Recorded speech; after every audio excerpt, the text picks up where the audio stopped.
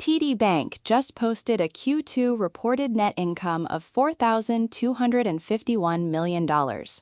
On the surface, that looks like a collapse from the $11,129 million reported a year ago. But those two numbers are not comparable, and that gap is exactly where the analysis begins. Last year's reported figure included a one-time benefit tied to the U.S. anti-money laundering settlement charge reversal. Strip that out, and the real comparison is adjusted net income, $4,168 million this quarter versus $3,626 million a year ago. That is a 15% year-over-year improvement on the operating business alone. Adjusted diluted earnings per share came in at $2.38, up from $1.97 in the prior year period. That is a 21% jump in per-share adjusted earnings, not a headline most investors absorbed on first read. The confusion between reported and adjusted is not accidental.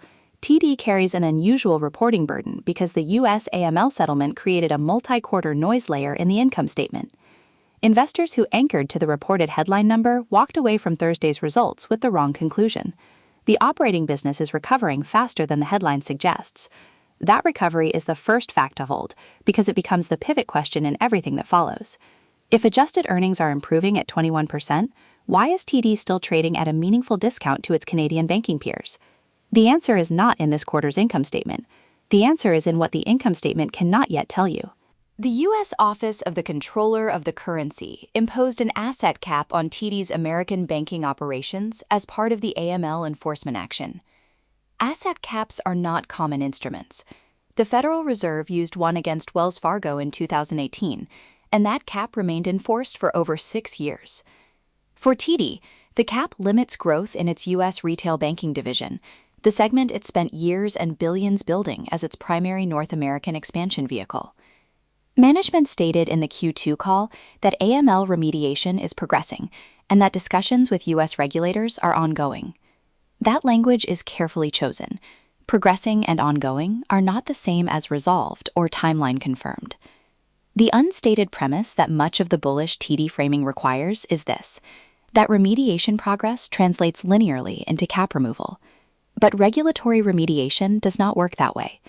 Banks can demonstrate full technical compliance with consent order requirements and still face extended supervisory observation periods before operational restrictions are lifted. The OCC and other U.S. regulators have structural incentives to maintain conservative timelines on AML cap removals. They are calibrated to avoid political risk, not to optimize bank earnings recovery. That means the most optimistic scenario, cap removal in 2026, rests on a regulatory decision-making framework that TD cannot control or fully predict.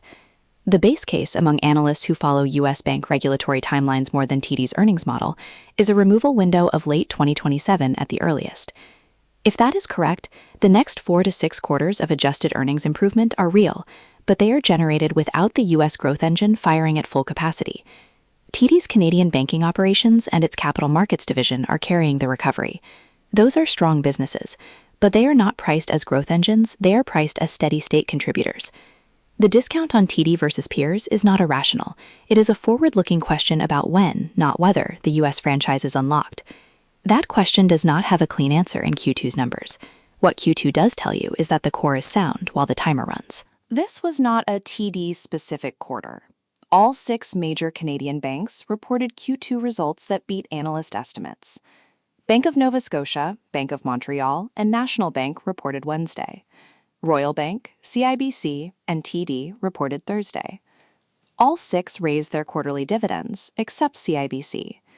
RBC posted adjusted earnings of 5.6 billion Canadian dollars, strong capital markets and wealth management results driving the outperformance.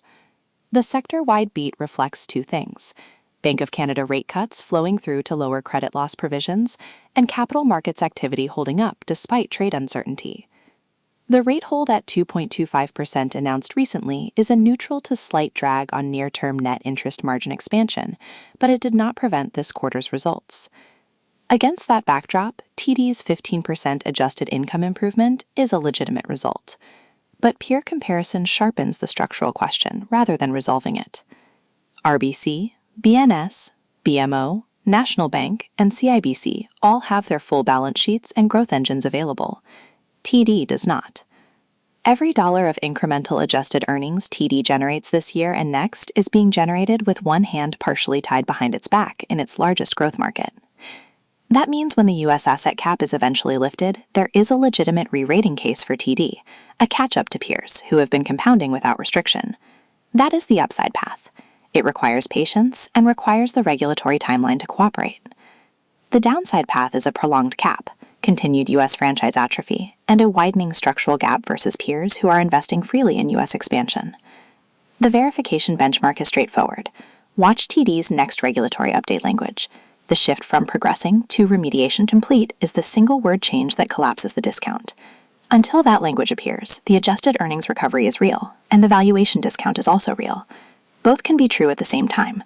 That is exactly the kind of unresolved tension that reprices a stock when it finally resolves. Every day after the close, we publish a market wrap and key issue analysis. Subscribe to the channel.